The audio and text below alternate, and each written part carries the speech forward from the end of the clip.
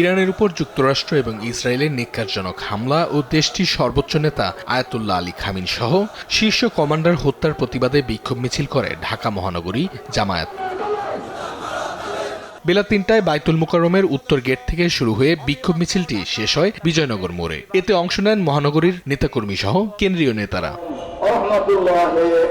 বিক্ষোভ সমাবেশে ইরানের উপর সাম্রাজ্যবাদী দুই দেশের হামলার প্রতিবাদ জানান নেতারা।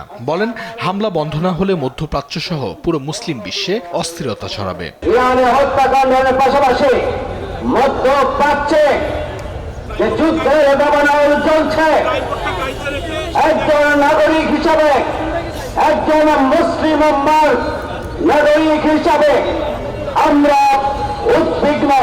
ইরানের যুক্তরাষ্ট্রের আগ্রাসনের বিরুদ্ধে কোনো ব্যবস্থা নিতে না পারায় জাতিসংঘ এবং ওআইসির তীব্র সমালোচনা করেন নেতারা। বলেন, ইরান আবারও ঘুরে দাঁড়াবে। ইসরায়েলের মাধ্যমে ইরানকে ধ্বংস করার পায়তারা চালাচ্ছে।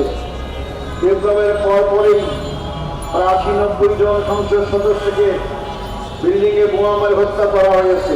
বিক্ষোভ মিছিলে চুয়াডাঙ্গার জামায়াত নেতা হত্যার প্রতিবাদ জানিয়ে অপরাধীদের দ্রুত গ্রেপ্তারের আহ্বান জানানো হয়। হাবিবুর রহমানের হত্যাকারীরা বিচারের আওতায় শুধু নয়, আপনার এরপর আর একটি জায়গাও যেন কোনো হত্যাকাণ্ড না ঘটে তার ব্যবস্থা করুন। অঙ্কন চৌধুরী, দেশ টিভি, ঢাকা। এখন সংসদের জনগণের